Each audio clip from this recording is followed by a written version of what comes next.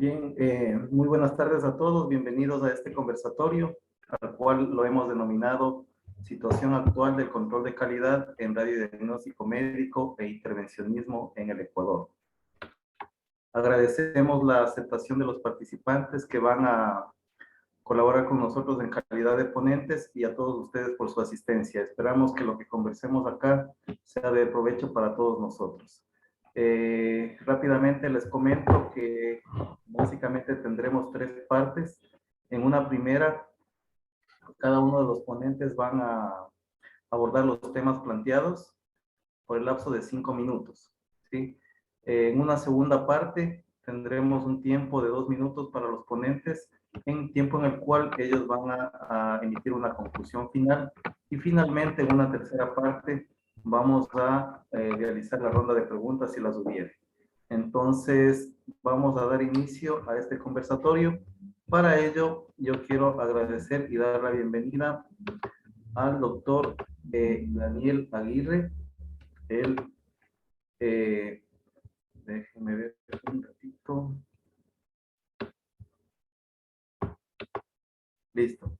El doctor Daniel Aguirre es ingeniero en electrónica y telecomunicaciones, magíster en física médica, es doctor en ciencias de la ingeniería eléctrica, trabaja como oficial de seguridad radiológica en varios centros en la ciudad de Loja, como físico médico también. Forma parte del equipo de investigación de la maestría de neuropsicología de la Universidad de La SUAY y viene desempeñándose como capacitador autorizado en los cursos de formación que la autoridad reguladora exige para la renovación de licencias, tanto en los cursos de 40 horas como de 480 horas. Estimado doctor Aguirre, agradecemos su aceptación para participar en este conversatorio y le exponemos el primer tema que vamos a abordar nosotros, que es responsabilidad profesional y dosis efectiva, para lo cual tiene un lapso de 5 minutos. La sala es suya, doctor Aguirre. Muchas gracias, estimado Miguel. Muy buenas tardes con todos los presentes. Primero agradezco, lógicamente, la invitación y también a la Asociación Ecuatoriana de Protección Radiológica por tomar en consideración estos temas para elevarlos a un conversatorio y, como es la idea final, por supuesto, hacer una conclusión de ello. Considerando y abordando el primer tema, sí, el que tiene que ver con la responsabilidad profesional y la dosis efectiva. Nosotros, a nivel de personal ocupacionalmente expuesto que trabajamos en diferentes áreas en el país, considerando también lo que sería la rama industrial, considerando la rama de la medicina y también, lógicamente, el personal estatal, debe hacer una consideración en cuanto a la ley o el reglamento que tiene el trabajador en la salud.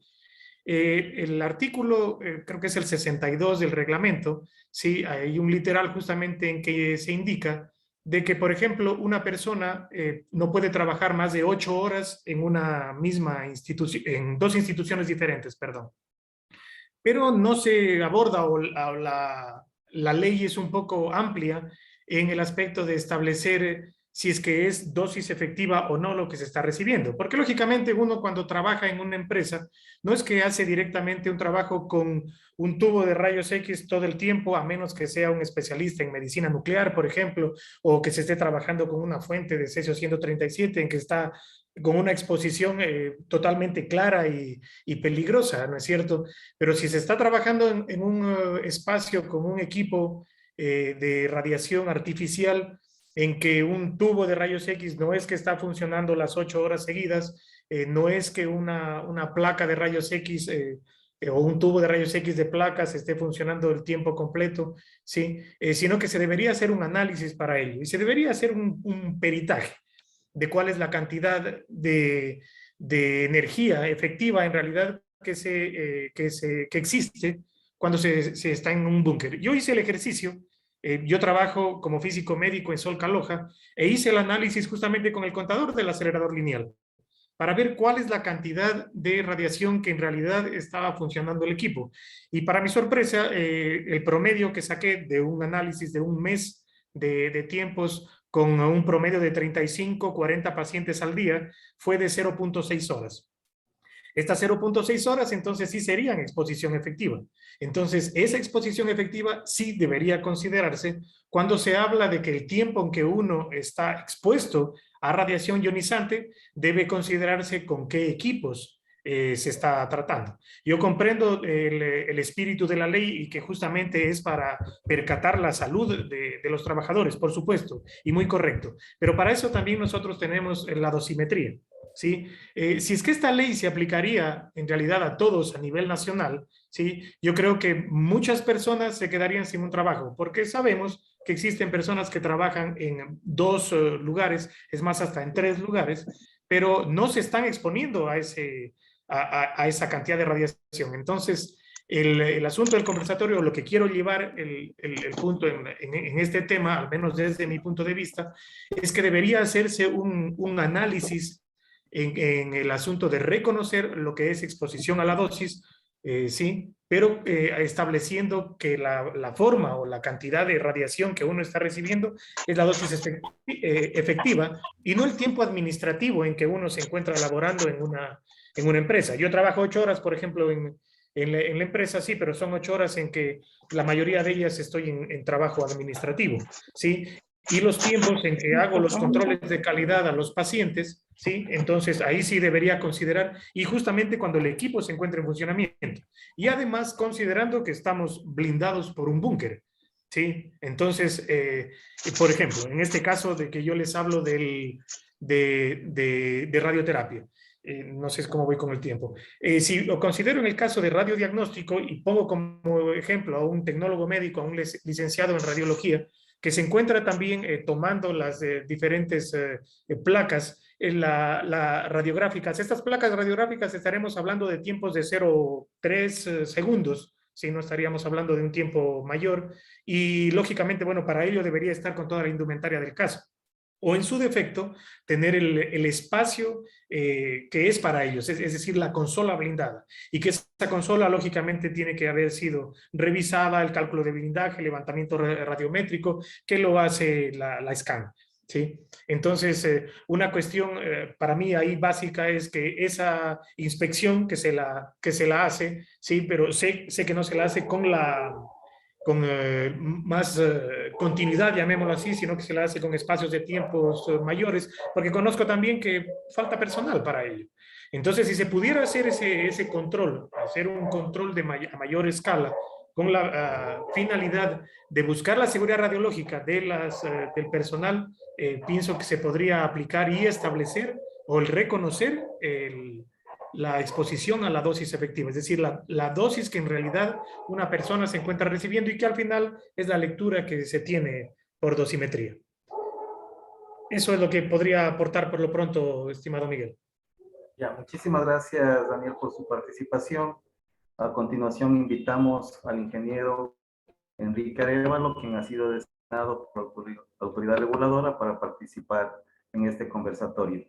El ingeniero Arévalo es ingeniero químico, tiene un diploma superior en aseguramiento de la calidad en la industria de alimentos, es responsable de la calibración de detectores de radiación ionizante en la Subsecretaría de Control y Aplicaciones Nucleares, SCAN. Es inspector de radiaciones ionizantes a hospitales y centros de radiodiagnóstico médico y también cumple funciones como responsable del Laboratorio de Química Atómica de la Unidad de Química. Bienvenido, ingeniero Arévalo. Gracias por aceptar la invitación y la sala es suya.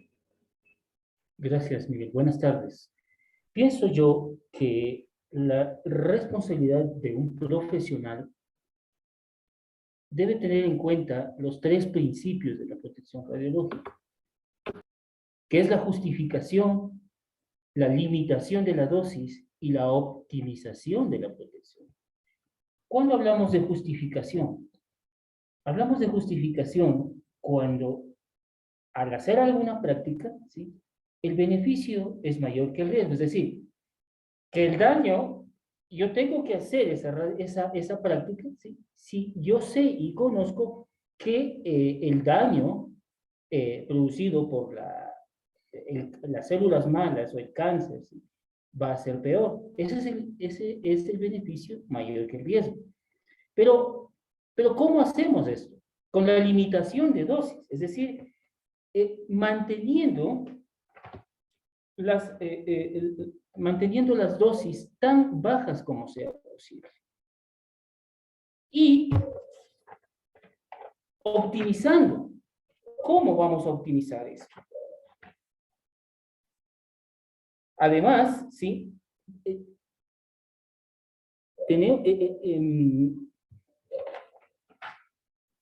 Optimizando, ¿sí? Y limitando, ¿sí?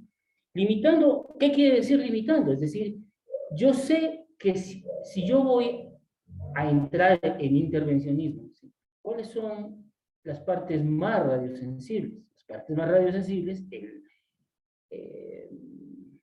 la parte ocular, ¿no es cierto? Entonces, esa parte tendría yo que, ¿qué? Protegerme.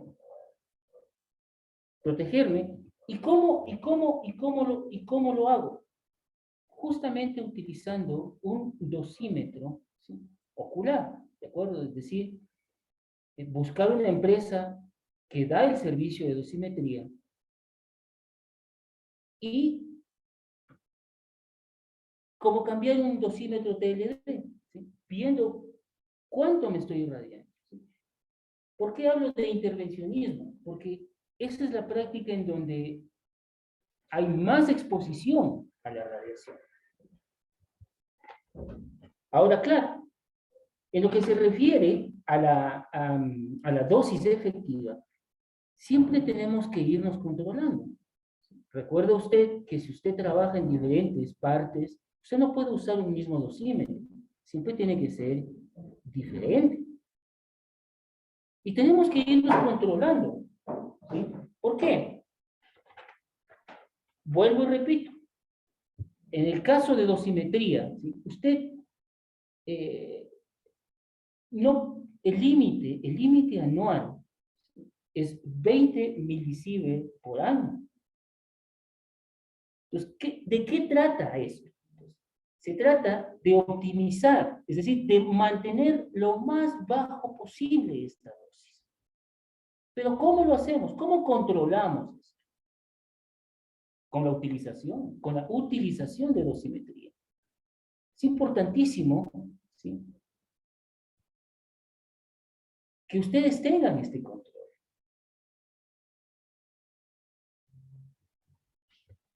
Es importantísimo, ¿sí?, si vemos en nuestras oficinas compañeras, mujeres que tengan o estén o probablemente embarazadas, ¿sí?, darles a conocer cuál es el riesgo, ¿sí? Recuerde que la dosis límite al feto es menos de 1 milisievert. Pero ¿qué vamos a hacer? No vamos a tratar de quitarle el trabajo ni nada por el estilo. Simplemente lo que tendríamos que hacer es cambiarle de sitio, cambiarle de lugar. Es importante la dosimetría, pero ella no necesita dosimetría. Por ejemplo, en fluoroscopía, ¿qué es lo que ocurre? ¿No es cierto? De lo que yo he visto, a veces al tubo, ¿sí?, para poder hacer la irradiación, le acercan mucho a la piel del paciente. Pues, ¿qué es lo que va a pasar si usted le acerca, si usted no sabe qué distancia tiene que tener piel, foco piel, y qué tiempo de irradiación? Lo que puede ocurrir ahí es un daño en la piel. Entonces, importante que el profesional conozca los 3 principios de protección radiológica y siempre tenga a mano la dosimetría, documentos de dosimetría. Siempre esté controlándose con la dosimetría. Eso es lo que... Listo, ingeniero, muchísimas gracias. Agradecemos su primera intervención. Y ahora invitamos al compañero Javier Carrasco. Javier Carrasco está por aquí, ¿verdad? Bien, Javier. Javier es ingeniero en mantenimiento, máster en sistemas ambientales, técnico de aplicaciones nucleares del Ministerio de Energía y Recursos Renovables, también docente de la Escuela de Física y Matemática de la SPOCH en asignaturas relacionadas con protección radiológica. Y bueno, actualmente él cumple funciones de oficial de seguridad radiológica en el Hospital José Carrasco Arteaga de Líes en la ciudad de Cuenca. También se desempeña como asesor de monitores ambientales en instituciones petroleras.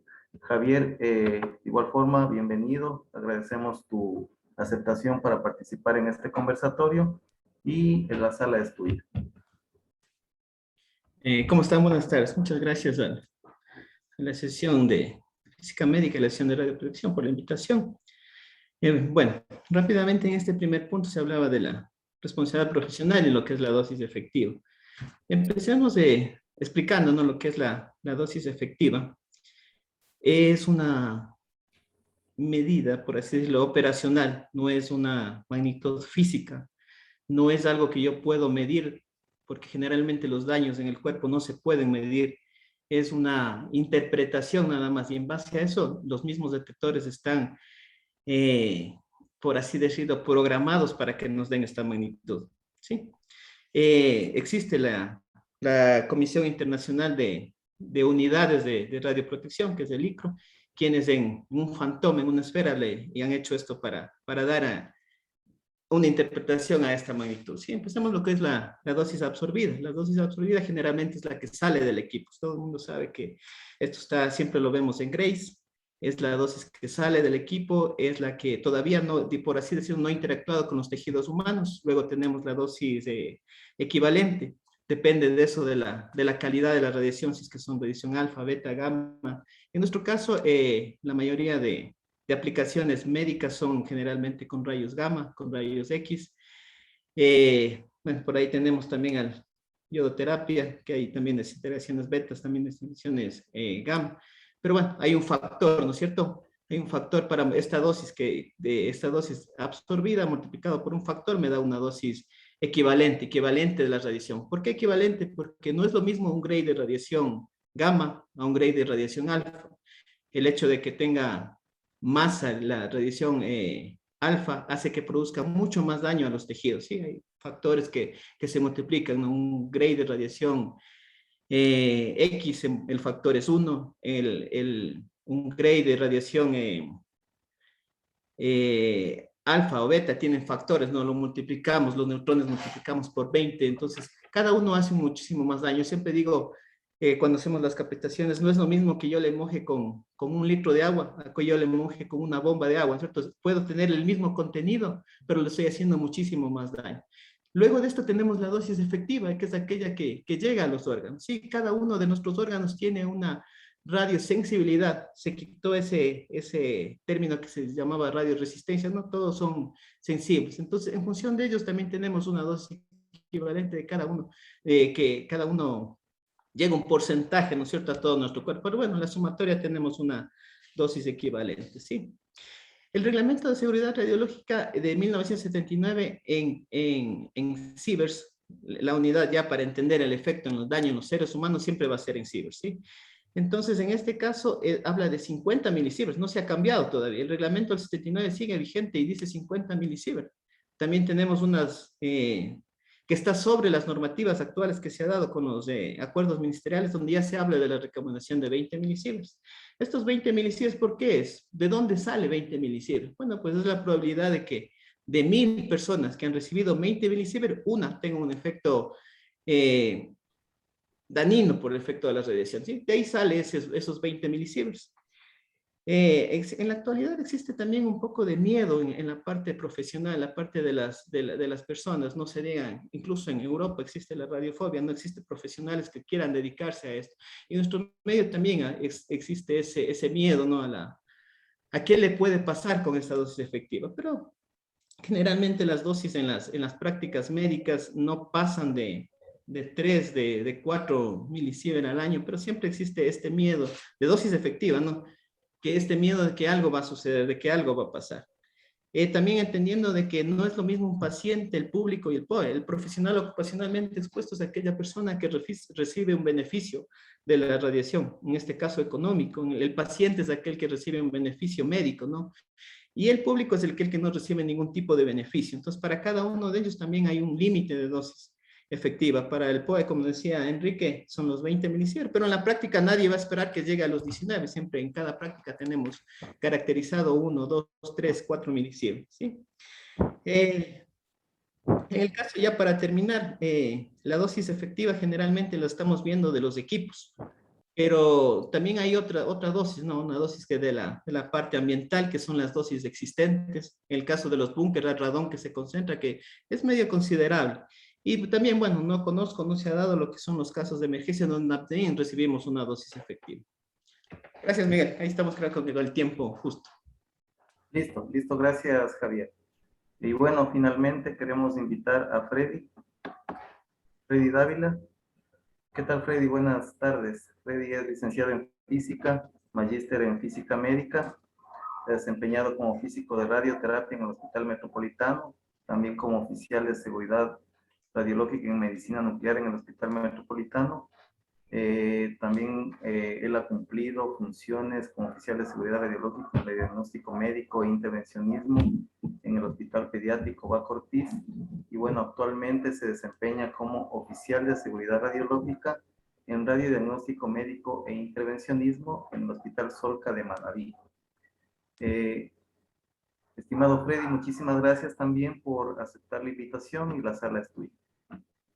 Muchas gracias, profesor. ¿Cómo está? No, gracias a usted por la invitación y la oportunidad de hacer este tipo de eventos científicos que son realmente importantes para nuestra comunidad. Entonces, bueno, escuchando un poco la intervención de mis compañeros, solamente quisiera agregar que lo primero que nosotros tenemos que tener en claro es realmente dónde van a estar las exposiciones. Por ejemplo, si hablamos del personal, hay muchas personas que por razones históricas siempre le temen, por ejemplo, la radioterapia, ¿ok? Porque potencialmente, digamos, es la que mayor dosis puede dar. Sin embargo, en cantidad, el radiodiagnóstico se las lleva todas de ganar, ¿ok? La misma cuenta que hacía el profesor Daniel, si nosotros aplicamos a medicina nuclear o intervencionismo, o sea, los valores de tiempo de disparo que nos va a dar el equipo van a ser muchísimo más altos. Y también ganan por números de estudios y número de equipos. Eso es muy importante.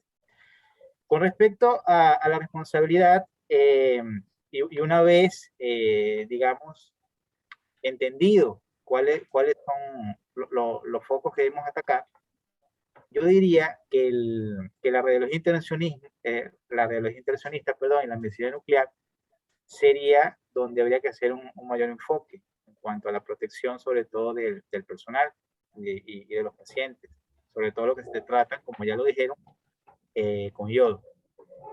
Entonces, de alguna manera, la filosofía que he aplicado y me ha funcionado a través del tiempo es que las dosis, en primer lugar, son conceptos que realmente pocas personas lo manejan. O sea, cuando una persona le habla de radiación, se asusta.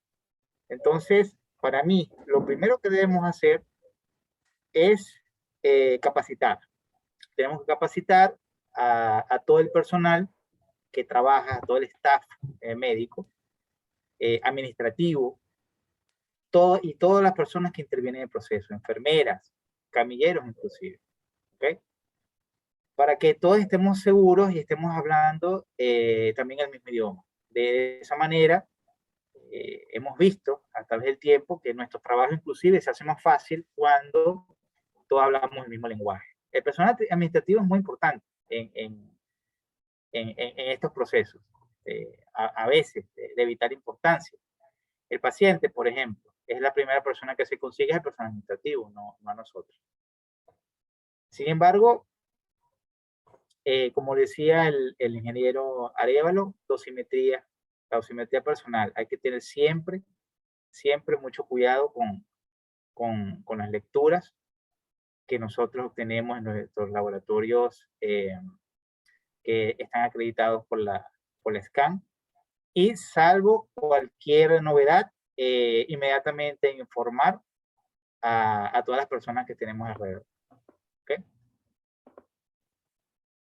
algo muy importante que debemos hacer y a veces se olvida es los equipos y las áreas en las que nosotros trabajamos sí deben estar bien monitoreadas. Sabemos que, por ejemplo, un levantamiento radiométrico muy bien se puede hacer cada 4 años, pero un monitoreo puntual, una vez al año, una vez cada 2 años, no estaría para nada mal.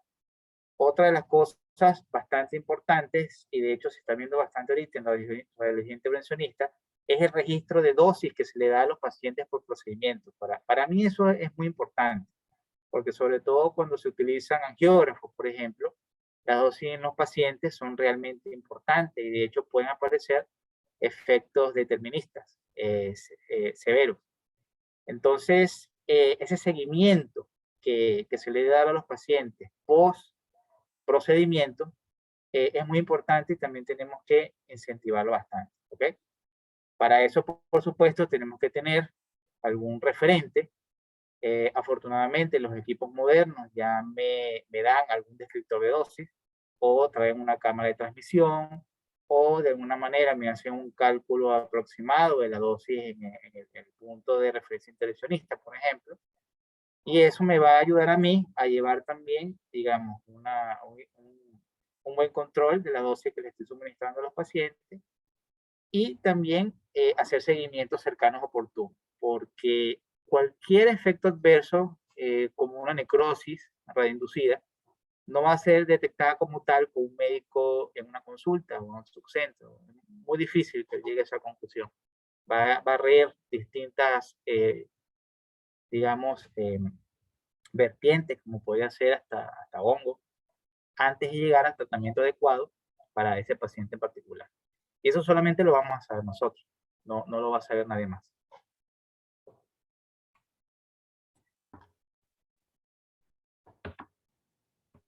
Muy bien, Freddy, muchísimas gracias.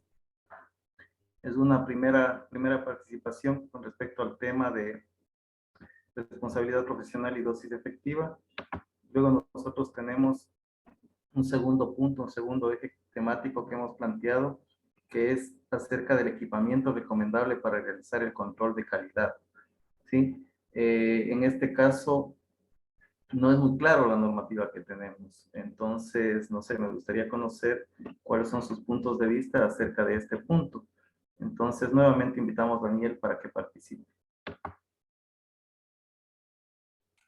Muchas gracias, estimado Miguel. Muchas gracias también al resto de participantes por los aportes hechos. Bien, sí, con relación al punto de del equipamiento recomendable que se debería tener para realizar el control de calidad, sí.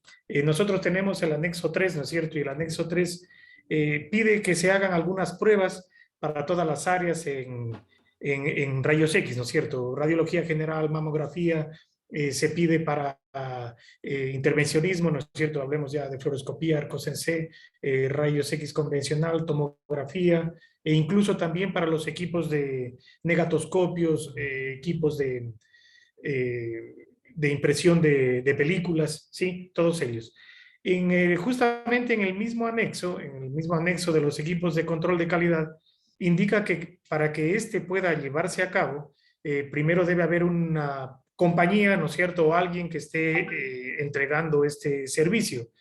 Actualmente a nivel nacional sé que no existe ninguna, ¿sí? Pero las razones no creo que sean por cuestiones económicas, sino porque justamente no existe en este momento la exigencia por parte de la subsecretaría para que todos deban cumplirla.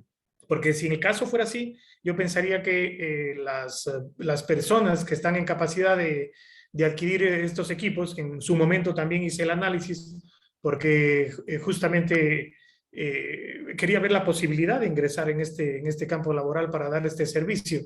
Y como justamente dice la norma, primero se necesita a una persona, un físico médico, justamente a cargo del resto de personal, con la parte más importante que yo veo relevante en esto, los cursos de capacitación en los equipos de rayos X.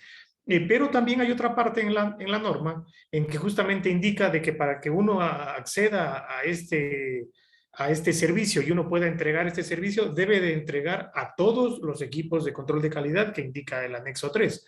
Es decir, no es que únicamente yo puedo especializarme en dar control de calidad a equipos de rayos X convencional y del resto me olvido, no. Claramente dice la norma de que justamente tiene que aplicarse para todos. Pero bueno, ese yo no le veo el inconveniente, sino el inconveniente está en qué tipo de dispositivos utilizar. Justamente, y habló hace un momento Freddy, comentando acerca de los equipos que se necesitaría para hacer un levantamiento radiométrico, ¿no es cierto? En el caso de un levantamiento radiométrico, en la norma nos dice, no dice específicamente cuál es el equipo que se va a utilizar, sino que una manera muy ambigua de decirlo, dice, por ejemplo, una cámara de ionización de 1800 centímetros cúbicos, o en su defecto los otros monitores, ¿no es cierto?, de estado sólido. Pero ahí viene el asunto. ¿Cuánto es necesario para establecer la medición?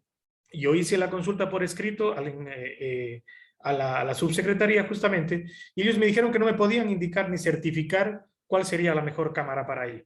Yo sé que actualmente los levantamientos radiométricos se pueden hacer con una Ludlum 9DL de 220 centímetros cúbicos, ¿sí? Pero la norma habla de 1800 centímetros cúbicos, por ejemplo, pero no dice un mínimo. Claro, entonces ahora con esa premisa yo podría ver la posibilidad de adquirir un equipo, ¿sí? Una cámara de ionización, pero tendría el problema de que luego de adquirirla y de haber gastado, no sé, $7,000, $10,000 en una cámara, ¿sí? Luego de ello, que venga la revisión por parte de la subsecretaría y me digan, ¿sabe qué? Usted esta cámara de ionización no sirve porque está muy pequeño. De acuerdo, yo puedo decir, pero aquí en la norma únicamente me dice, por ejemplo, 1800 centímetros cúbicos, y cuando he pedido que por escrito me den una respuesta de cuál es el tamaño que en realidad se necesitaría, la respuesta es, usted es un oficial de seguridad radiológica y con ello puede usted establecer qué es lo mejor. Sí, de acuerdo, pero eso no viene por escrito. Entonces, esa es la ambigüedad que existe y sé que es la consulta de muchas personas, si me quedan unos 40 segunditos, con relación al tipo de equipamiento que se necesita. Y no solo con eso, hablo del más importante, existen otros equipos y otras cámaras, por ejemplo, para tomografía, ya estamos hablando de cosas superiores. Y si hablamos de cámaras de 1000 centímetros cúbicos, ya estamos hablando de $60,000. Ya no es lo mismo, entonces eso cambiaría mucho la forma de realizar el trabajo y claro, y si no está claro, es muy difícil de que una compañía pueda calificarse si no sabe lo que va, el mercado que va a tener en el futuro. Creo que estoy con el tiempo, Miguel. Sí, muchísimas gracias, Daniel. Invitamos al ingeniero Arévalo, por favor, para que continúe con su intervención.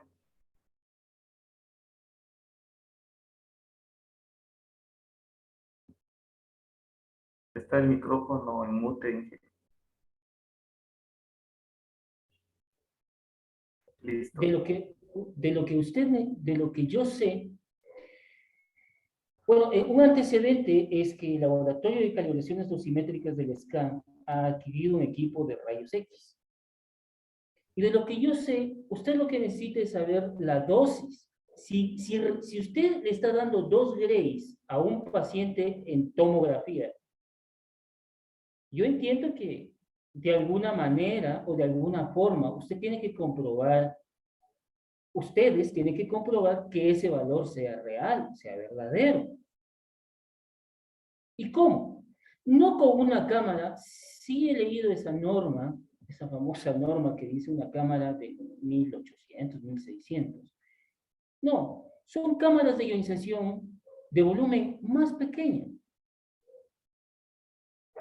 De volumen más pequeño y depende, ¿sí? Si es para tomografía, usted necesita calibrar esa cámara en una calidad de haz que es RQT. ¿Por qué necesita usted una cámara? Porque usted con la cámara de ionización, y repito, no con la de 1500, usted necesita una cámara de volumen menor, es decir, esas cámaras de ionización en donde tienen un ánodo central, ¿sí? Y son generalmente de grafito. ¿Para qué necesita usted esa cámara? Para saber en el punto, primero, en el punto, ¿sí? Donde entiendo yo que el paciente debe estar en un punto focal, ¿sí? Y en ese punto focal usted sabe la dosis en ese punto. Por ejemplo, en ese 2 grays, vuelvo y repito, pero tenemos que estar seguros que les estamos dando 2 grays.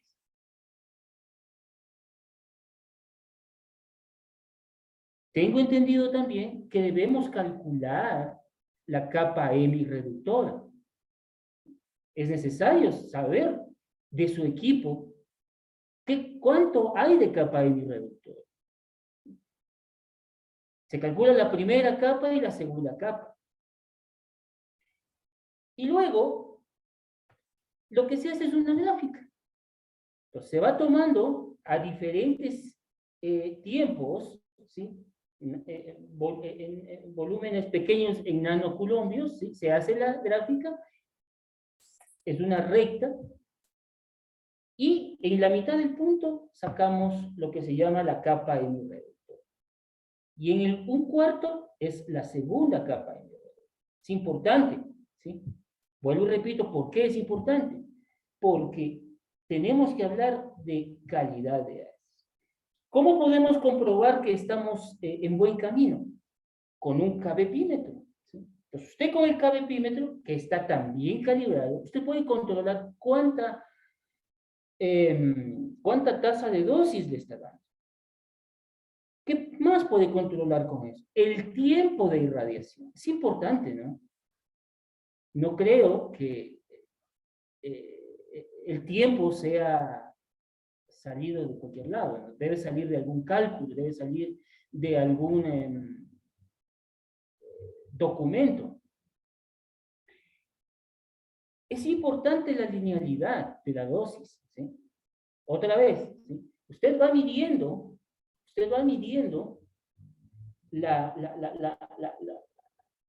la corriente, los nanocoulombios, ¿sí? En función del tiempo. Eso debe ser una línea recta. ¿Qué más es importante ahí? Calcular el campo de irradiación, ¿sí? No sé yo si es de 10 por 10, de 20 por 20. ¿Sí? Es importante tener esos datos. Entonces, los equipos más importantes son un kbpímetro y una cámara de ionización, pero no la de 1500, es una cámara de menor volumen. Esas cámaras que tienen un electrodo, ¿sí? Es un electrodo intermedio, ¿de acuerdo? Sí, eso, gracias Miguel.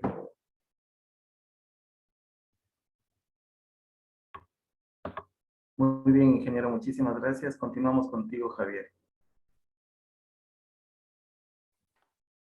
Listo, muchas gracias.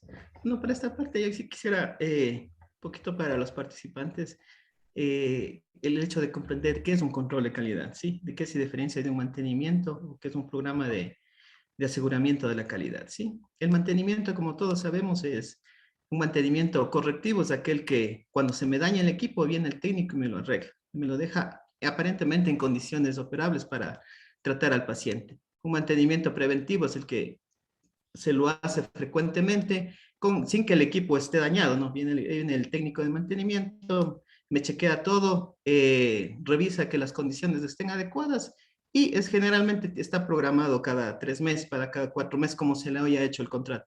Existe la normativa de que en nuestro país todos, absolutamente todos los equipos médicos deben tener un contrato de mantenimiento, no solo los que trabajan con rayos X, todos, absolutamente todos por normativa del Ministerio de Salud. Incluso ellos tienen una técnica para incluso determinar cada cuánto tiempo se debe hacer este mantenimiento preventivo.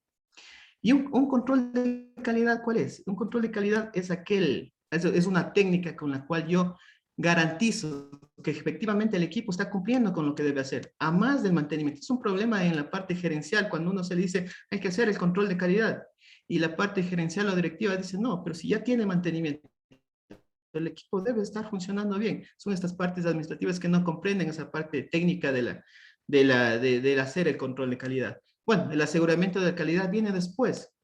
Yo no puedo tener un programa de aseguramiento de calidad si no tengo control de calidad de los equipos. El aseguramiento ya me dice, usted está, aparte del control que es una técnica, ya está haciendo todo bien, con otros procesos, está dando una calidad de imagen adecuada, con la dosis adecuada al paciente después de haber hecho todo esto, ¿sí? También tenemos el anexo 3, justo la parte que a todo mundo le llama la atención, eso de la cámara de iniciación de los 1800 centímetros cúbicos. Hace poco acaba de salir el manual de control de calidad de la Organización Panamericana de la Salud en 2021. Lamentablemente, tengo que decir, lamentablemente es una copia del ARCAL del 2001, del ARCAL 49. Vuelven a poner la Organización Panamericana de Salud a confundir eso. Son equipos que estamos hablando de un documento de hace 20 años, que se lo está copiando, sin siquiera revisar y verlo cómo estamos trabajando en la actualidad. En ese sentido, bueno, ya en la práctica de lo que es el control de calidad, el equipo puede, voy a poner el ejemplo de un mamógrafo, el equipo puede tener un contrato de mantenimiento. Nosotros no sabemos si la empresa viene y hace lo que tiene que hacer, a pesar que está cobrando por hacerlo. Al hacer el control de calidad, yo garantizo que efectivamente en mamografía, que esa placa va a ser efectiva. Yo aquí he dicho, no, yo puedo tener al mejor imagenólogo del mundo, pero ¿qué pasa si el equipo con un contrato de mantenimiento está dando una calidad de imagen que no es la adecuada? Vamos a tener falsos negativos, falsos positivos que afectan en la salud de las personas. Por último, ¿quién debe hacer este control de calidad? Muy pronto vamos a tener ingenieros biomédicos en nuestro país. Yachay está sacando ingenieros biomédicos y no creo que alguien le pueda decir, usted no puede hacer el control de calidad. Es parte de su formación, ¿no es cierto? La parte de que tiene que hacerlo un físico médico, sí, estamos totalmente de acuerdo, debe ser acompañado. Están los profesionales, los ingenieros eléctricos, electrónicos, porque también tenemos que tomar en cuenta que el control de calidad para que el equipo funcione adecuadamente está también en la parte eléctrica, en la parte mecánica, en la parte del software, en la parte de la calidad de la imagen y también en la parte del área de la dosimetría, de la modulación de la dosimetría. Eso, para concluir. Gracias Javier por tu participación y seguidamente invitamos a Freddy para que por favor nos ayude con este tema.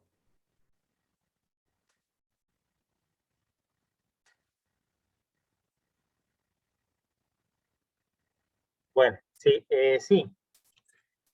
Lo que quería agregar es, en primer lugar, que los equipos necesarios para control de calidad de diagnóstico son muy diversos. Una de las cosas que tiene la radiología es que cada equipo necesita unos dispositivos de medición distintos.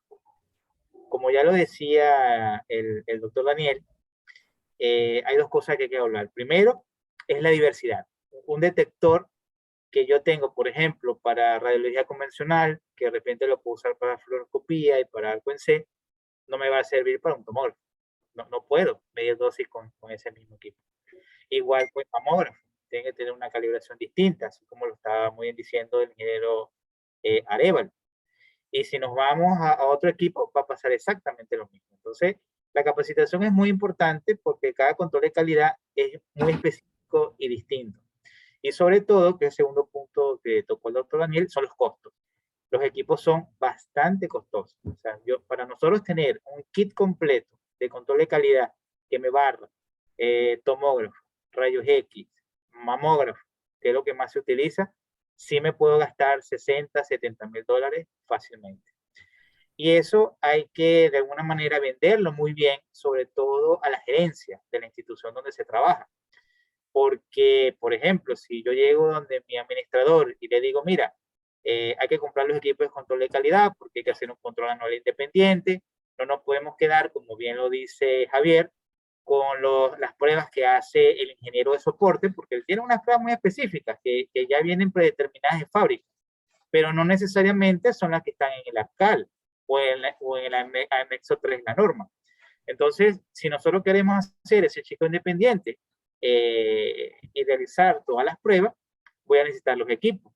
El tema es cómo yo vendo, o sea, cómo yo, una vez que hago una lista de los equipos que yo necesito para esos controles de calidad, cómo hago para adquirirlos. Ahí está el tema en cuestión. Entonces, hay que saberlo vender. Hay que saberlo vender, hay que saber escoger bien para saber, digamos, cuáles son las pruebas más importantes o las más relevantes que hay que hacer en los equipos con los cuales nosotros trabajamos y partir en base de eso. ¿ok? Muchas veces hasta adquirir una cámara de ionización para hacer levantamientos radiométricos es un poco complejo. No se diga de un kit completo para tomografía, digamos, que son uno de los más costosos, sobre todo por el maniquí. Entonces, eso es lo que hay que tener en cuenta y que, por supuesto, siempre lo realice y el informe sea firmado con un personal capacitado. Pero esto va en dos vías. Una es saberlo vender digamos, a mi administrador, a la persona que toma las decisiones desde el punto de vista financiero. Y la otra es que también se necesita la colaboración también del ente regulador, porque en la medida de que el ente regulador presiona a las clínicas para que el informe sea firmado por un físico médico y no por ejemplo, un ingeniero, entonces en esa medida también van a ir las actividades, se van a ver, aunque sea las casas comerciales o las personas responsables en entregar los informes, van a procurar dos cosas. Primero, conseguir el personal ideal, como un físico médico, para realizar los controles. Y lo segundo, ya el tema de los costos se hace un poco más obligatorio. Entonces, ya cuando los centros de salud o las casas comerciales saben que es lo que necesitan, o sea, no es que sería lo mejor, sino es lo que se norma y lo que se debe cumplir, entonces ahí yo creo que va a ser un impulso bastante importante. De no ser así, difícil. O sea, se los digo por experiencia, gastarse 40, 50 mil dólares en un hospital cuando un administrador tiene en la cabeza de que eso le sirve para comprarse tantas jeringas, que se puede comprar, qué sé yo, contratar personal, lo que sea, es difícil, pero bueno, es un trabajo que nos toca, tenemos que hacerlo, porque es parte de nuestra responsabilidad. Así nosotros no tengamos un ente regulador diciendo que eso es lo que tenemos que hacer, nosotros como profesionales también sabemos que eso es lo que tenemos que hacer y hay que hacerlo. O sea, hay que hacer el trabajo. Listo, Freddy, muchísimas gracias. Agradecemos tu participación. Y con la participación de Freddy, nosotros cerramos este segundo punto que tiene que ver con el equipamiento recomendable para realizar el control de calidad. El tercer y último punto que nosotros hemos planteado en este conversatorio tiene que ver con la normativa nacional vigente para el control de calidad. Y bueno, esta normativa también está relacionada de cierta forma con la parte ambiental. Es por ello que nosotros hemos invitado a un representante del Ministerio del Ambiente. Nuestra solicitud tuvo acogida y tenemos la participación nosotros de la magíster Yadira Pilco Pavón. Ella es ingeniera química, máster en seguridad industrial, mención en prevención de riesgos laborales, analista de la Dirección de Sustancias Químicas, Residuos y Desechos Peligrosos y No Peligrosos del Ministerio del Ambiente, Agua y Transición Ecológica, y tiene aproximadamente 12 años de experiencia relacionada a la gestión de desechos peligrosos como parte del Ministerio del Ambiente, principalmente en la construcción de normativa ambiental. Estimada Yadira, agradecemos su valiosa participación y la sala la dejamos a su disposición para que nos exponga sus puntos de vista con respecto al tema. Bien, buenas tardes a todos. Agradezco la invitación que se ha realizado al Ministerio y, bueno, realmente el contexto en el que el Ministerio puede dar sus aportes realmente es en el marco de la regularización ambiental de los establecimientos que pueden ocupar este tipo de equipos, que es parte del conversatorio actual. Realmente el tema de emisiones y efluentes, así como la gestión de desechos, está regulada por el Ministerio Rector en materia de radiaciones. Para eso tienen un acuerdo ministerial el 283. Y en cuanto al Ministerio de Ambiente, nosotros acompañamos esta gestión realmente es a través de la regularización, sea registro ambiental o licencia ambiental, pero en sí de las instalaciones, donde generalmente se ocupa este tipo de equipos. Y en especial para lo que es el manejo de desechos a través de autorizaciones administrativas ambientales, como es el registro generador de desechos peligrosos especiales, considerando que en el Código Orgánico del Ambiente y su reglamento específicamente ya más bien se mantiene lo que es la definición de residuos y desechos peligrosos, en el cual también se ha incluido con la coordinación del Ministerio Rector en materia de radiaciones, el tema de la característica de peligrosidad con respecto a la radiación. Entonces, la trazabilidad que generalmente se hace es a través de este registro generador. Las instalaciones generadoras lo reportan en sus declaraciones anuales, y lo que es en sí lo que es el manejo de equipos y demás, cuando ya están en desuso y demás, todo la normativa ambiental se compagina con la del Ministerio Rector y se lo realiza con los procedimientos del Ministerio Rector, de lo cual el Ministerio acompaña en temas de seguimiento ambiental. Eso es lo que puedo aportar de manera general. No sé si tendrían algún tipo de pregunta. Quedo a las órdenes realmente. Gracias. Muchísimas gracias, estimada Yadira, por su valiosa participación. Y a continuación invitamos a Daniel para que continúe abordando este punto. Muchas gracias, Miguel. Bien, con relación a la normativa, bueno, tenemos una vigente en el caso, en todas, ¿no? En radiodiagnóstico, en aceleradores, en medicina nuclear, en braquiterapia, se encuentran vigentes y funcionando. La mayor consulta, pues, lógicamente, al menos que he recibido del personal al renovar los cursos de oficial, tienen que ver justamente en cómo lograr llegar a cumplir todos estos puntos. Yo sé, son 189 para radiodiagnóstico, 222 para intervencionismo. Y claro, cada uno de estos puntos tiene sus medios para llegar al fin.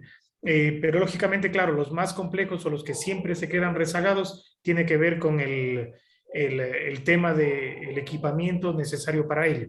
Comprendo todos los puntos que han expuesto aquí, sé que sería lo ideal hacerlo y aplicarlo y encontrar y tener el equipamiento necesario, pero se llega al problema de, como decía Freddy, muy claro, un gerente cuando empieza a hacer el análisis de comprar este equipamiento, él prefiere utilizarlo en jeringuillas, en fármacos o en pago de personal antes que en un equipo para el control de calidad.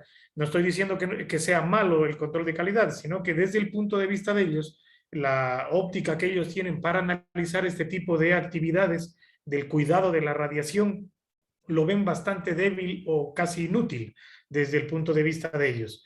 Sé que es incorrecto y es difícil tratar de llegar a que puedan aceptar que uno haga un control de calidad con la idea de que pueda darle un control y una verificación al as con el que está trabajando. Sin embargo, ellos lo ven como que no es necesario a menos que este se dañe. Y cuando se dañe, ahí nos preocuparemos.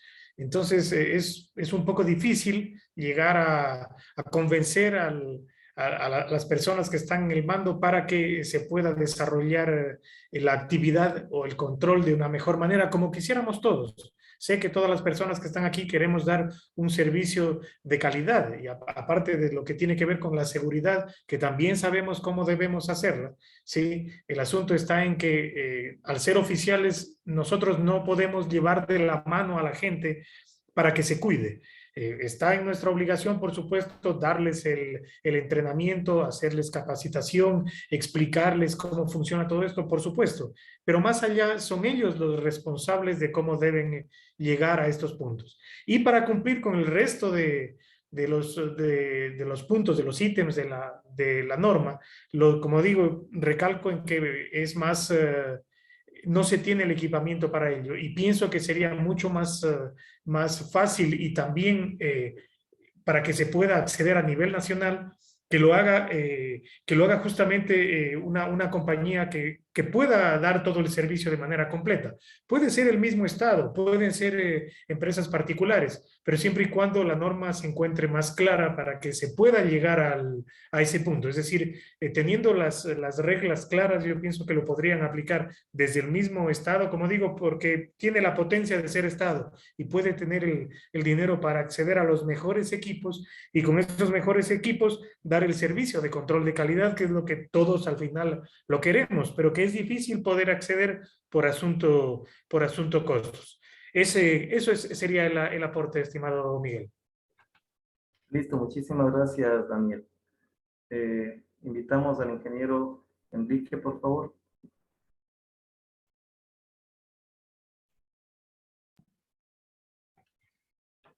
El Ministerio de Energía y Recursos Naturales No Renovables, a través de un acuerdo ministerial 026, en el numeral 5.5, indica que se deben hacer los controles de calidad correspondientes a cada equipo de rayos X, conforme el anexo 3, del que venimos hablando, ese anexo, en donde hay una serie de pruebas que se tienen que hacer. O sea, ese es el control de calidad. ¿Sí? O sea, impajaritablemente, o sea, no podemos, tenemos que hacerlo. Como vuelvo y repito, ¿sí? ¿Cómo sabemos que estamos dándole un campo? Estoy inventándome. ¿Cómo sabemos que estamos dándole un campo de 10 por 10? ¿Cómo sabemos que estamos dándole 2 grays? ¿Cómo sabemos que el tiempo que yo tengo de irradiación es, qué sé yo, medio segundo, 2 minutos, ¿sí? En el numeral 2, ¿sí?, dice, las entregas formales del equipo entre personal de control de calidad y el oficial de seguridad radiológica o el responsable de la práctica, quien acepte el equipo para su uso clínico, después de realizadas las acciones de control de calidad, se verán reflejadas en un documento que contenga el respectivo registro. Entonces, debe haber un registro de un control de calidad. Es decir, la pregunta viene aquí, ¿no es cierto? ¿Cómo acepto yo un control de calidad? No es cuestión de coger y decir, a ver, pongo la cámara y, me da 2 grays. Puede que me dé 2 grays, pero ¿cómo compruebo que en realidad son 2 grays?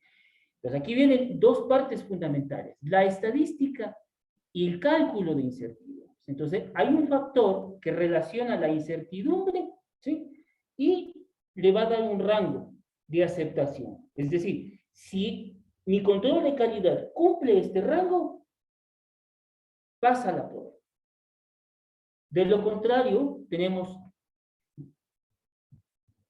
que cambiar metodología o qué sé yo, ¿no?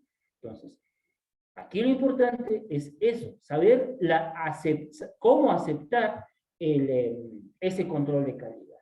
Gracias, Miguel. Gracias, ingeniero. Javier, te cedo la palabra. Claro, bueno, en el caso del control de calidad, hablamos en el caso de los aceleradores, en el caso de la radioterapia, aparentemente la normativa de la autoridad reguladora permite que el mismo físico médico haga el control de calidad. No así en la parte de intervencionismo y radiodiagnóstico, porque claro, siempre es lo que está escrito, porque voy a leer textualmente y dice, el OSR supervisará el control de calidad. No dice lo realizará, supervisará el control de calidad de los equipos de rayos X con fines de diagnóstico y los sistemas de imagen, conforme a lo solicitado por la autoridad reguladora. Entonces, en ese sentido, justo lo que hablaba Daniel, de que debe existir las empresas externas a la institución para que lo realicen el control de calidad, en el caso de radiodiagnóstico, ¿sí? Bueno, acá también dice, en relación a los controles de calidad aplicados a radioterapia y medicina nuclear, el oficial de seguridad radiológica colaborará con los físicos médicos, ¿no? Ahí deja la apertura justamente, bueno, entendiéndose también por la criticidad, ¿no?, de los equipos. En este sentido también parte el hecho de que la normativa debe ser clara, o sea, debe ser un poquito más entendible en el caso de los controles de calidad. La inversión es muy alta, ¿sí? O sea, para hacer un correcto control de calidad, no algo así, nada más un poco suelto. Son muchos parámetros que se pueden hacer, que se hace el control de calidad. Algunas de las cosas también pueden ser obtenidos por donaciones, para hacer algunos casos. El OIEA en los proyectos se puede trabajar en eso. En eso también hay problemas con las instituciones al adquirir los equipos, en el caso de las donaciones. Siempre el Organismo Internacional de Energía Atómica, por el compromiso, por decirle, está bien, yo te voy a dar esto, pero ¿qué me das tú a cambio? Y son solamente compromisos. O sea, muchas veces se exige, dice, del costo, tú pon algo. Y me ha tocado ver en algunas instituciones, cuando trabajaba en la autoridad reguladora o fuera, que las instituciones no pueden poner el 5% de lo que cuesta el proyecto. Y los proyectos se van a la basura. O sea, te voy a dar equipo, te voy a dar capacitación, te vamos a dar muchas cosas, pon el 5%, no porque lo ya lo necesites, sino por ese compromiso de la institución en lo que está haciendo, y los proyectos se van a la basura solo por esas condiciones. También en el caso de pedir a la autoridad reguladora que socialice también estos proyectos, ¿no? Con todas las instituciones.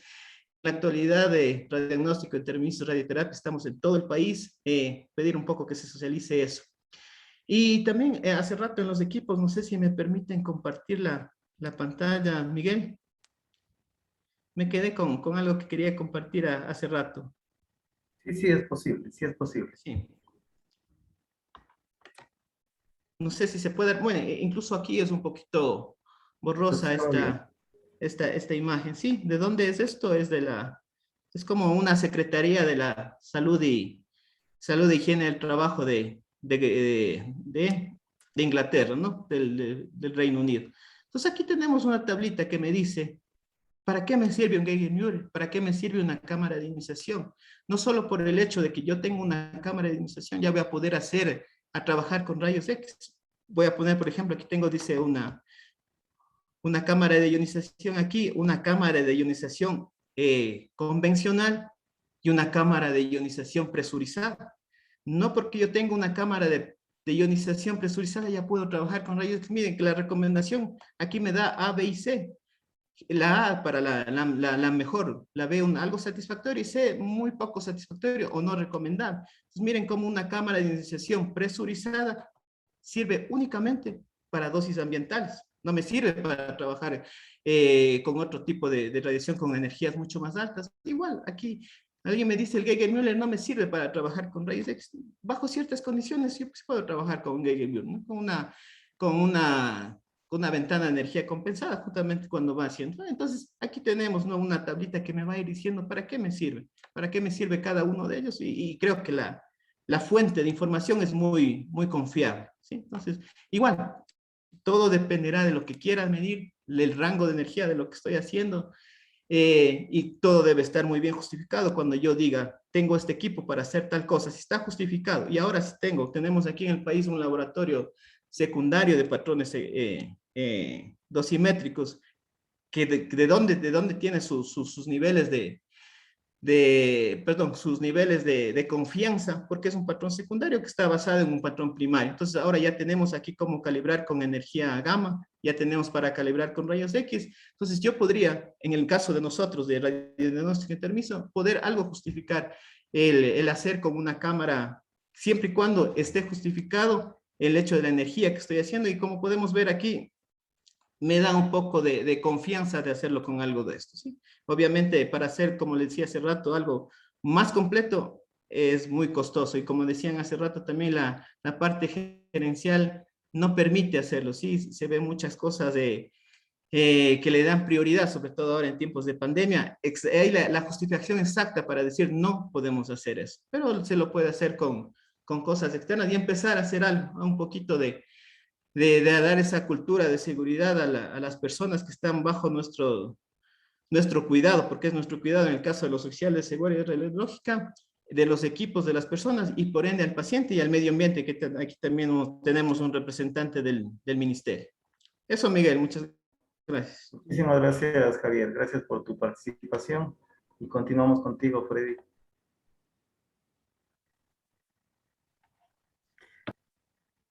Sí, bueno, en cuanto a la normativa que tiene que ver con los controles de calidad, creo que no hay mucho más que agregar. Está el anexo 3 del acuerdo ministerial, el cual claramente está basado en el ARCAL.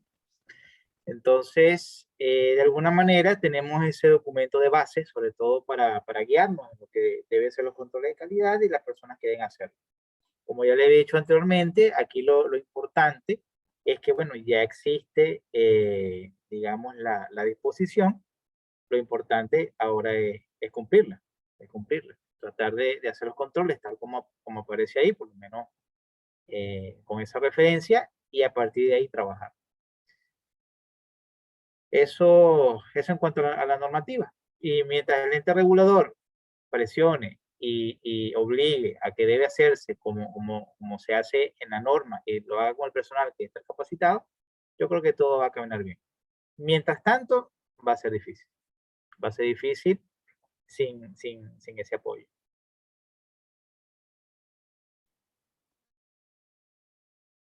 Listo, Freddy, muchísimas gracias. Sí, solamente Esta quería primera- agregar algo más, profesor. La idea de que el ente regulador haga los controles de calidad no está mal. O sea, no estaría de todo mal, pero sí sería difícil ser como arte y parte. O sea, de hecho, la SCAN creo que ofrece los servicios de levantamiento radiométrico. Sin embargo, yo no conozco ningún servicio que lo haya hecho. No sé la razón, pero sería difícil, ¿no? Autoinspeccionarse. En ese plan, una actualización o una mejora a esa recomendación es, por ejemplo, como hacen en Brasil, que a mí me gustó muchísimo cómo ellos trabajan, cómo trabaja la CNEM junto con las empresas, cómo controlan. Y ellos lo que hacen es que, claro, adquirieron los equipos de control de calidad, sobre todo los básicos, y cuando llegan a un servicio, hacen unas medidas puntuales. O sea, no van a hacer una barrida completa de KB, pero por lo menos miden 80 KB, por ejemplo. No van a hacer un control de calidad de imagen completo, pero por lo menos ven resolución y de alto y bajo contraste. Entonces, sí hacen ese tipo de chequeo. Sin embargo, claro, ese tipo de propuesta podría ser viable si se tiene el recurso humano y por supuesto, la capacitación a ese personal. Pero estaría bien porque una de las cosas a las cuales nosotros nos enfrentamos, sobre todo cuando hacemos informes técnicos, cuando hacemos informes de cálculos de blindaje, levantamientos y más ahorita controles de calidad en los equipos, sí necesitamos una persona que corrobore, pero realmente lo que uno está haciendo, los valores que uno está haciendo, como una verdadera auditor interno. Eso también nos hace nosotros esforzarnos más y hacer las cosas de mejor manera. Como les digo, las cosas igual se hacen porque ya nosotros sabemos que lo que debemos hacer, ya hemos sido capacitados para eso, pero sin embargo siempre necesitamos de alguna manera alguien que confirme lo que nosotros hacemos. En el caso que presentaba Javier Carrasco, bueno, Javier, a veces hay que hacer de todo. Nosotros sabemos que las funciones del oficial de seguridad radiológica están bien establecidas y el físico médico en radiodiagnóstico, así como el físico médico en radioterapia, así como el físico médico en medicina nuclear, tiene sus funciones bien definidas, pero ¿qué hacemos? O sea, si estamos en un servicio, estamos capacitados, tenemos los equipos, ¿cómo decimos que no? O sea, difícil, sobre todo porque eso va a generar un costo y los hospitales lo saben. Entonces, si hay un costo que se puede ahorrar y ya tiene el recurso humano, lo va a hacer. Y con respecto a los controles de calidad, bueno, de repente yo no cuento con los equipos costosos, mi hospital ni de chiste me va a gastar $60,000 en equipos de control de calidad, pero ahí toca aplicar muchas veces, claro, no es lo correcto, pero aplicar lo que yo siempre denomino la física de guerra, la física médica de guerra. Y también podemos utilizar, digamos, métodos alternativos para hacer ciertos controles de calidad que por lo menos nos aseguren que nuestro equipo está trabajando bajo ciertos criterios. No va a ser un protocolo internacional, pero bueno, es mejor que nada. Sobre todo después, post mantenimientos y cuando sobre todo hacen cambios de tubo en los equipos de rayos X, que muchas veces hay unas diferencias que no se notan al momento, pero por ejemplo, cuando se desfasan el haz de radiación y el haz luminoso, eso influye mucho también en los estudios y las futuras colimaciones. Esas pruebas se pueden hacer fácil, no requieren mucho material, pero claro, ya cuando hablamos de dosimetría, de medición de dosis, ya claro, eso es otra cosa. Ahí sí necesitamos un equipo específico y calibrado, por supuesto, con sus certificados de calibración vigentes. Bien, muchísimas gracias, Freddy. Con tu participación nosotros cerramos esta primera parte. hemos abordado los 3 ejes temáticos que hemos planteado en este conversatorio: la responsabilidad profesional y dosis efectiva, el equipamiento recomendable para realizar el control de calidad y la normativa nacional vigente para el control de calidad. Todo esto en el caso de radiodiagnóstico médico e intervencionismo. Antes de continuar con la segunda parte, simplemente me gustaría hacer mención a ciertos puntos importantes que considero que sí deberíamos analizarlos en detalle. Por ejemplo, uno es el que mencionó Daniel al inicio, ¿no? Él hablaba del reglamento de seguridad y salud de los trabajadores, el mejoramiento del medio ambiente, ¿no? Justamente es del artículo 62, literal 13, en donde específicamente lo que nos dice a nosotros es que los trabajadores expuestos a radiaciones ionizantes no podrán de ninguna manera laborar en otra institución cuando la suma de los horarios de trabajo exceda 8 horas diarias. Eso lo dice textualmente. De que se aplica o no, eso ya queda a criterio, no sé de quién, pero en algunos casos me parece que sí se lo aplica y en otros no. Pongo un ejemplo: yo personalmente quiero o tengo el deseo de montar una empresa de control de calidad de equipos y los quiero hacer yo. Sin embargo, trabajo en una institución pública en donde mi trabajo es de 8 horas diarias, 40 horas a la semana. Si nosotros aplicamos este artículo, estaría impedido de poder hacer un control de calidad. ¿Por qué? Porque ya estaría incumpliendo este reglamento. O el solo hecho de que solicite una licencia para oficial de seguridad radiológica sería negado. Entonces yo considero de que sí es un punto que se debería analizar bastante bien y en detalle, y para ello lo importante es que nosotros tratemos o busquemos la forma de definir lo que es una exposición efectiva, ¿no? Se hablaba ya al inicio de la exposición efectiva, de la dosis efectiva, pero más allá de la dosis efectiva es la exposición. Es decir, en mi trabajo, en mi jornada laboral de 8 horas, ¿cuál es el tiempo que yo, desde mi función, porque puedo ser médico, puedo ser tecnólogo en imágenes, licenciado en imágenes, físico, biofísico, qué sé yo, cualquier formación profesional, desde mi formación, qué tiempo estoy relacionado, ¿no? Interactuando con la radiación, qué tiempo estoy expuesto? Y sobre esa base considero yo, al menos personalmente, que se debería analizar el tema de la exposición a radiaciones, ¿no? Porque básicamente el artículo que les acabo de mencionar simplemente lo que dice es que la suma de los horarios de trabajo no debe ser más allá de 8 horas. ¿En función de qué? No sabemos. Entonces creo que es algo que sí deberíamos tratar de poner atención para que podamos solventar de mejor manera esa normativa, ¿no es cierto? Que sea más acorde a la realidad en la cual nosotros vivimos. Eso por un lado. Por otro lado, en cuanto tiene que ver al equipamiento recomendable para realizar el control de calidad, sí quedan ciertas dudas. O sea, dudas en las cuales, por ejemplo, yo digo, es posible que me pidan a mí qué prueba debo hacer y con qué equipo, o se debería dar alguna alternativa en donde nosotros digamos que voy a realizar una prueba X y esa prueba X se puede realizar con tal equipo, tal equipo, tal equipo. Listo. Personalmente considero que con el equipo A lo voy a realizar, que también se podría hacer con el B o con el C, ¿sí? Entonces, en ese sentido, ¿qué tan conveniente es de que haya una norma en la cual a nosotros nos digan que específicamente las pruebas deben ser con tales equipos, y si no son con esos, está mal realizada la prueba? Cuando claramente el ingeniero Arévalo en su intervención decía, lo que tenemos nosotros es que garantizar de que las pruebas que realizamos justamente garanticen lo que está pasando dentro de la práctica clínica, ¿sí? Esa es una segunda inquietud. Y una tercera en cuanto a la normativa.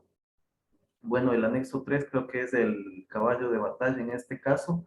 No sé si es acorde a la realidad que nosotros vivimos en nuestro país, o de pronto se podría tratar de solicitar o de ver la forma de que se realice una revisión con un conjunto de expertos que puedan de cierta forma tratar de que esta norma sea más acorde a la realidad en la cual nosotros vivimos en el día a día al trabajar con los equipos. Básicamente eso como expongo para añadir lo que hemos participado nosotros en esta primera intervención. Y como segunda parte, nosotros lo que tenemos es ya una conclusión, para lo cual voy a pedir a todos los ponentes que en un tiempo no mayor a 2 minutos cada uno de ellos emitan su conclusión final acerca de lo que hemos conversado nosotros hasta el momento. Y una vez que concluyamos con esta intervención, vamos a dar la palabra a ciertos colegas que han solicitado porque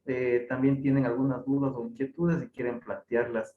Entonces vamos a darnos un tiempito para que puedan plantear estas dudas o inquietudes, ¿no? Hay otras dudas o inquietudes que se han planteado a través del chat. Nosotros tenemos ahí ya en carpeta algunas que las vamos también a plantear en una tercera parte de este conversatorio. Entonces, en el mismo orden, Daniel, por favor, empezamos con usted una conclusión final que la vamos a realizar no más allá de un par de minutos. Gracias.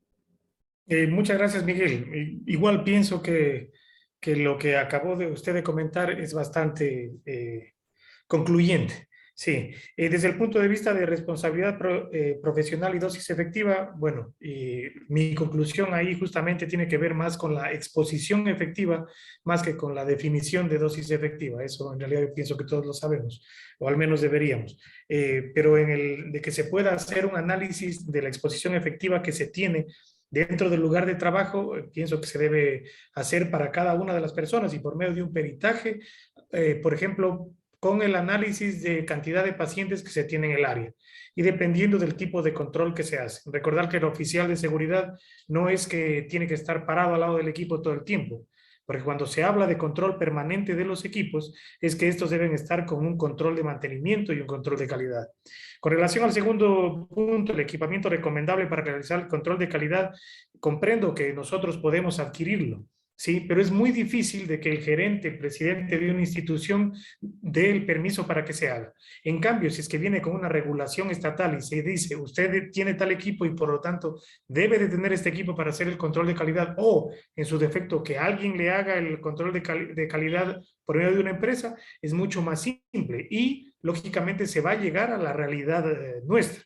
Porque que digan, compre lo que usted necesite, bueno, pues entonces el gerente va a decir, compremos lo más barato, no me interesa qué tan bueno sea.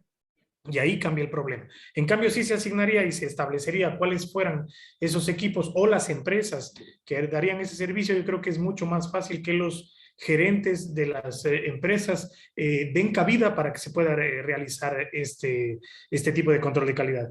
Y finalmente, con la normativa nacional vigente para el control de calidad,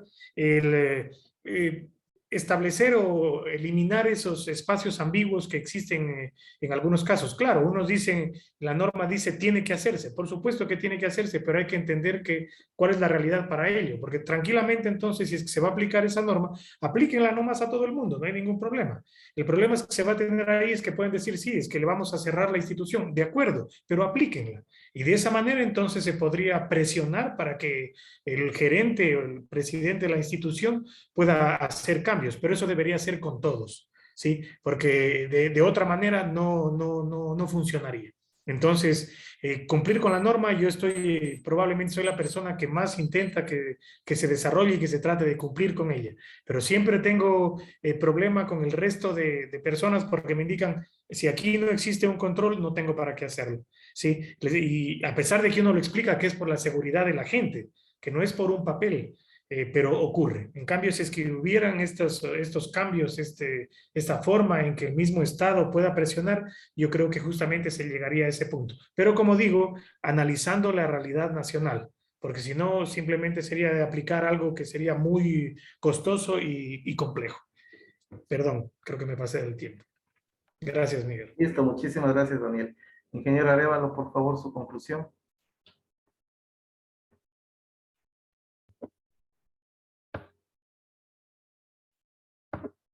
El micrófono está silenciado. Es importante tener en cuenta, ¿sí?, que los tres principios se aplican tanto a los trabajadores como al público. A los pacientes se les aplican los principios de justificación y optimización, pero no los límites de dosis. ¿Por qué? Porque ya una vez justificada la exposición y optimizada la protección, el riesgo derivado de la dosis de radiación que pueda recibir el paciente siempre se verá compensado con creces por el beneficio médico. ¿Sí? En otras palabras, que la imposición de límites de dosis a los pacientes iría en detrimento de la eficacia del procedimiento. En lo que se refiere a la dosimetría, Siempre los TOE deben ser monitoreados para determinar su nivel de exposición. Ello permite detectar malos hábitos de trabajo que puedan redundar en dosis demasiado elevadas que puedan ser reducidas con ciertos conceptos. En lo que se refiere al equipamiento, ¿sí?, debemos utilizar el equipamiento necesario para el control de calidad. ¿Por qué? Vuelvo y repito. Si yo estoy irradiando a un paciente, ¿sí?, y el equipo y estoy poniendo 2 minutos en un equipo, ¿quién me asegura a mí que son 2 minutos y no son 2,1? ¿Quién me dice que no es 1,9? ¿Qué pasa si es 1,9? ¿Qué pasa si es 2,1? ¿Qué pasa con los efectos estocásticos, con los efectos determinísticos? En lo que se refiere a la normativa vigente, hay una normativa. En esta normativa tenemos que hacer ese control de calidad. Y ese control de calidad, ¿sí?, es aprobado, ¿sí? Es decir, con ciertos factores, ¿sí?, con los de su equipo, hay una tabla en donde usted le dice, sí, este control es efectivo. Gracias, Miguel. Gracias, Inge. Seguimos contigo, Javier, por favor. Gracias, Miguel. Bueno, en lo que se refiere a la responsabilidad profesional, tenemos dos, ¿no? Dos de la responsabilidad como el físico médico, el oficial de seguridad radiológica, la responsabilidad propia del trabajo que estoy haciendo, la responsabilidad con el paciente, la responsabilidad con el profesional ocupacionalmente expuesto, con el público, con el medio ambiente, ¿sí? Estar al día en la normativa, estar al día en las recomendaciones internacionales, tener esa responsabilidad de que estoy haciendo las cosas bien, de que estoy exigiendo también de que las cosas estén haciéndose bien. Porque recuerden que al fin y al cabo el cliente es el paciente. El que se va a ver beneficiado es el paciente, sea esté bien o esté mal, hecho un control de calidad, va a influir directamente. Y si hacemos un análisis costo-beneficio para el Estado, que se haga mal análisis, que se haga mal una práctica de radioterapia, que haya incidentes, accidentes, también repercute no en miles, puede ser en millones de dólares en la salud, en la seguridad social, en la seguridad privada. Eso con respecto a la responsabilidad profesional que tenemos las personas que estamos trabajando en eso. En el caso del equipamiento, como decían los compañeros, podemos empezar de algo, ¿no? Podemos empezar haciendo, voy a tomar ese término de Freddy, de física de combate, para ir haciendo de pocas cosas, las cosas que podemos hacer. También hay pruebas de control de calidad que no necesariamente necesitan equipos altamente costosos, ¿sí? Se puede hacer, se puede empezar con eso, crear la necesidad de la cultura del control de calidad, del aseguramiento de calidad, para que esto se vaya implementando en las instituciones, se vaya implementando en el país y muy pronto tengamos ya no de que es algo que no es conocido, sino que se conoce y que se requiere y que es ultramente necesario hacerlo en estas instituciones de salud. Con referente a la normativa, es preferible tener algo a no tener nada, ¿no es cierto? Es preferible tener una normativa que nos exija, que se la debe ir puliendo, que se le debe ir justamente, las asociaciones deben ir acercándose a la autoridad reguladora, cuando incluso podría ser, hubiese sido diferente, ¿no? Siempre la normativa debe ser socializada justamente con los usuarios finales, para ver si es que está bien, si es que hay que hacer algún ajuste, si es que podemos llegar, si estamos llegando bien la autoridad reguladora. Entonces, en ese también que se quede en el compromiso de que como asociaciones, porque como persona particular no lo puedo hacer, es mucho mejor cuando estamos organizados como una asociación, podemos ir, golpear las puertas y conversar y decir, esto pensamos, esto está pasando, no solo aquí, con el fundamento científico, con el fundamento técnico, podemos llegar a grandes cosas y hacer una excelente, mejorar la normativa, tener una cultura de control de calidad, tener una cultura de seguridad, y en base a todo eso, tener el beneficio para todos los usuarios. Gracias, Miguel. Gracias, Javier. Y finalmente invitamos a Freddy, por favor. Bueno, para concluir de forma general, solamente quisiera agregar unos 2 o 3 punticos. La primera es que debe existir una sincronía perfecta entre lo que es el ente regulador, el representante legal o el responsable de cada centro o institución, y por supuesto el OSR o el físico médico en cualquiera de sus áreas. Porque al fin y al cabo todos queremos lo mismo, o sea, todos queremos el objetivo, que el equipo trabaje bien, que el paciente se irradie lo menos posible, y para eso hay que cumplir las normas. O sea, no hay ningún problema. Con respecto al anexo 3, bueno, el ARCAL, si lo analizan, está basado mayormente en el protocolo español de control de calidad, así que podríamos decir que ya tenemos un protocolo tropicalizado, en principio. Entonces, bueno, se puede hacer una subtropicalización, creo que no habría ningún problema, también para mejorarlo, y como dicen, como dijo bien el doctor Daniel, adaptarlo a nuestra realidad. ¿De qué me vale que me obliguen a hacer 100 pruebas si realmente puedo hacer 10? Y más de eso sería muy complicado, o por lo menos hasta que definamos cómo vamos a hacer, si es a través de empresas que hagan control de calidad, que de hecho sería viable, porque el gasto ahí se reduciría a un solo centro y no todo el mundo comprar todos los equipos. ¿Ok? Pero de manera general, el equipamiento mínimo que nosotros debemos tener para hacer control de calidad en un centro, mínimo, es una cámara de ionización. Es lo mínimo, porque dentro de los controles de calidad, de hecho, el anexo 3 incluye los levantamientos radiométricos. Eso es muy importante. Las salas se modifican, las puertas cambian, ni hablar de los terremotos que ocurren acá en la costa, se agrietan las paredes. O sea, es algo que tenemos que estar monitoreando, como mínimo, como mínimo. Y si es posible, al menos tener un maniquí para control de calidad de imagen y un equipo que me dé dosimetría para cada uno de los equipos. Si de repente el tomógrafo me es muy costoso comprarme el Fantoma para por lo menos medir el CT de IBOL, tener por ejemplo uno que me mida Kerman, ¿ok? Así por lo menos medir una constancia, o sea, medir algo.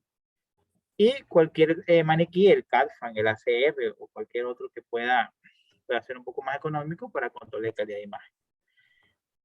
Y eso, si no trabajamos en conjunto, lo que es órgano regulador, dueños de centros, representantes legales, y nosotros, que somos ya los oficiales de seguridad radiológica y físico-médico de cada área, es difícil que logremos los objetivos. Siempre tenemos para mí es una mesa de 3 patas. Es más, no 3, yo diría 4, porque la ER debería estar ahí también, como bien lo dijo Javier. Siempre tiene que haber una asociación científica también que aporte con sus ideas y también con sus recursos, así no sea inclusive personal de planta en un centro de salud. Ingenieros también. Me es muy interesante y voy a conversar después con Javier el tema de cómo es la seguridad en la parte industrial. A mí siempre me ha causado eso mucha duda, porque nos enfocamos en medicina, pero la parte industrial suele estar siempre un poco abandonada, y de hecho si revisamos la bibliografía, los accidentes más graves han ocurrido ahí, en la industria. Entonces, eso es algo también que hay que fortalecer.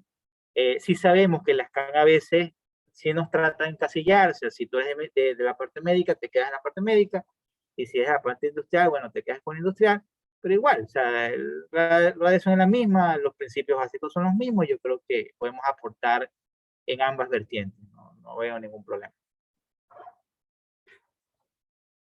Listo, profesor. Listo, muchísimas gracias, Freddy, por tu participación. Y finalmente invitamos a la magíster Yadira, por favor, Yadira Pilco, desde el Ministerio del Ambiente. ¿Qué podríamos concluir nosotros con respecto a este tema?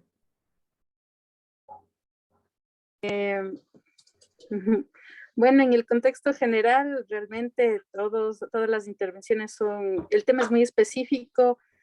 Yo creo que están claros en los temas de la relación entre autoridades y lo que son los operadores de las actividades. Realmente mi aporte más sería en el contexto de cumplimiento de la normativa ambiental, pero en todo caso mi apreciación es que hay una normativa que tal vez falta complementar en todo caso, y que yo veo que esfuerzos como dan un camino y una apertura para que todas las partes puedan interactuar y de esta manera puedan ir puliendo y complementando todos los requerimientos que necesitan ser cumplidos por la norma y que entran en control de las autoridades rectoras. Nada más. Muchas gracias. Listo, muchísimas gracias.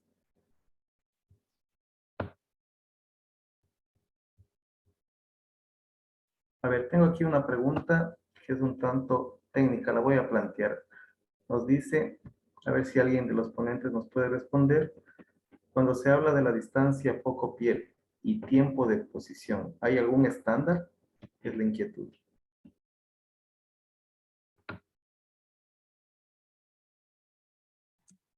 Bueno, depende de la práctica que estemos hablando. Si hablamos, por ejemplo, de intervencionismo, donde la distancia fuente-piel juega un papel muy importante a la dosis que recibe el paciente, de ser una distancia específica es difícil dependiendo del equipo, pero siempre la recomendación es el tubo de rayos X lo más alejado de la piel del paciente y el detector lo más cercano. Es lo que se recomienda. En mamografía, la distancia prácticamente, sí, 60 centímetros.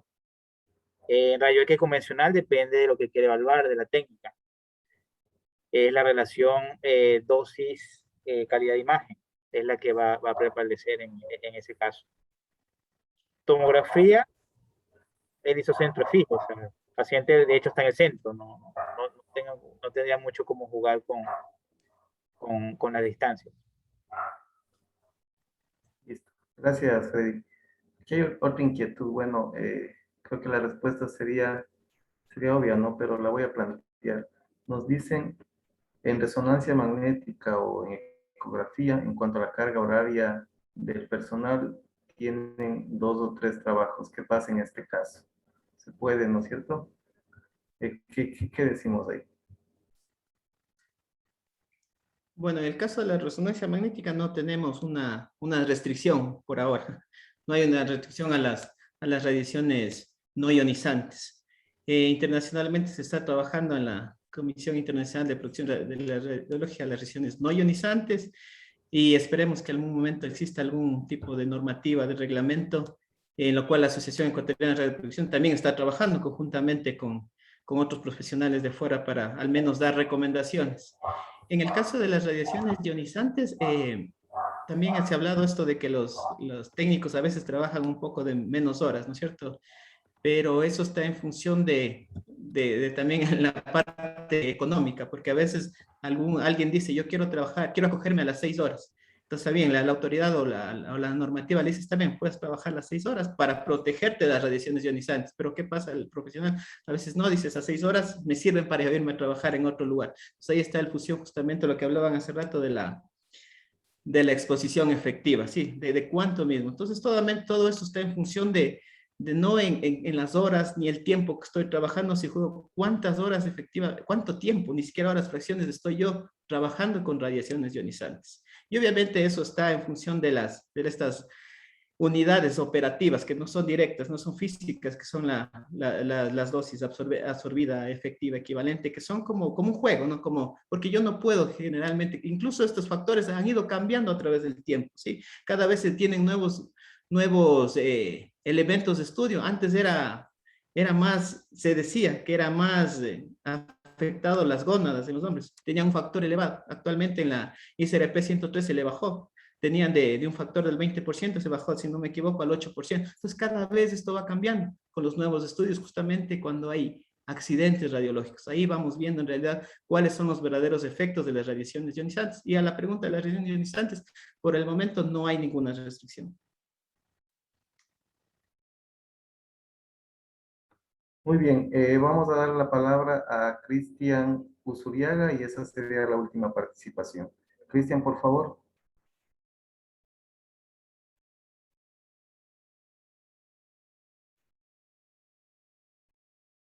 ¿Sí me escucha, Cristian?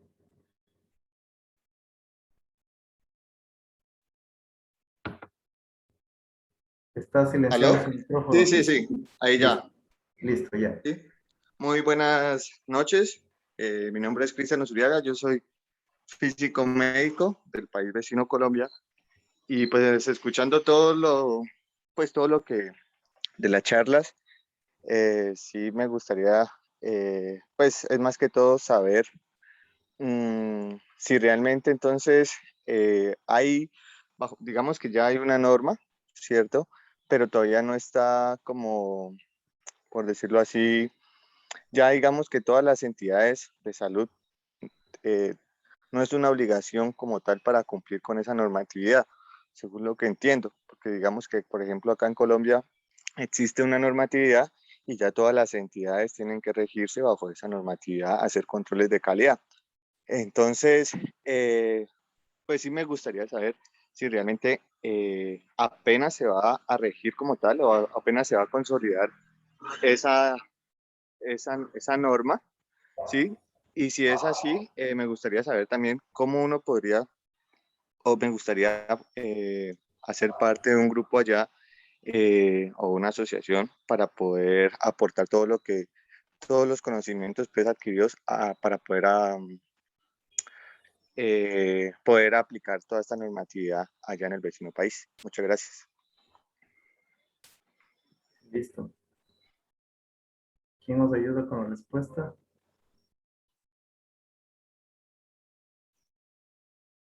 A ver, Daniel. Mucho gusto, Cristian. Bueno, en realidad la norma está vigente desde el 27 de mayo del 2020. No es que no se aplique la norma, sino que esta ya está y se encuentra regida y sí existen inspecciones y se hace todo ese análisis. La parte compleja viene nada más en el anexo 3 que era el que conversábamos acá, que tiene que ver con el equipamiento para ello, porque justamente no existe todavía una empresa a nivel nacional que pueda dar ese servicio. Pero no es que no se está aplicando la norma, en realidad aquí todos los que estamos como oficiales de seguridad tratamos de cumplir la norma, pero como usted habrá escuchado, tenemos ciertos inconvenientes con el asunto de la adquisición del equipamiento debido al costo para que sea en cada espacio. Y por eso era que la sugerencia de que es preferible que pueda haber una empresa que pudiera dar este servicio o que sea el mismo Estado para que de esa manera se pudiera controlar este tipo de herramientas. Así, tener un control de calidad. Lo que nos interesa es eso. A nosotros nos interesa tener un servicio, un control de calidad, lo mejor que podamos darlo, pero lamentablemente en algunos casos no alcanzamos a tener ese equipamiento. Sí, por supuesto, con mayor presión a nivel del Estado se podría lograr eso, sí, pero eso probablemente llevaría hasta un gasto mayor en, no sé, en las consultas de los pacientes, no lo sé, y el objetivo no sería que sea ese. Entonces, era esa la razón de poder tratar de encontrar soluciones en el conversatorio que se planteaba ahora. Espero haber respondido su inquietud. Listo. ¿Sí me Listo, escuchan gracias a mí? Daniel, muchísimas gracias. Gracias Cristian por la inquietud también. Finalmente quiero agradecer a todos los ponentes, muchísimas gracias por compartir su tiempo y sus conocimientos. A los compañeros que vienen delegados de los Ministerios de Energía, el ingeniero Arévalo, Magister Yadira del Ministerio de Ambiente, muchísimas gracias por su participación. Este es un conversatorio en el cual hemos querido abordar un poco este tema del control de calidad de los equipos. Vamos a seguir programando posteriormente algunos encuentros en los cuales seguiremos trabajando en el asunto. Es bastante importante que haya la divulgación de este tipo de temas y como lo mencionaban en detalle, la capacitación es importante y hay que hacerlo y eso es algo que no debe faltar. Debemos siempre hablar de una capacitación continua. Entonces, en ese sentido, ese es el compromiso de la Asociación Ecuatoriana de Radioprotección y la Asociación Ecuatoriana de Física Médica, que está en formación también, para seguir trabajando en estos temas que son bastante importantes para beneficio de todos nosotros, ¿no? Todos siempre pensando en los pacientes que son los usuarios finales a quienes nosotros le debemos nuestro trabajo y por quienes debemos tratar siempre de hacer las cosas bien.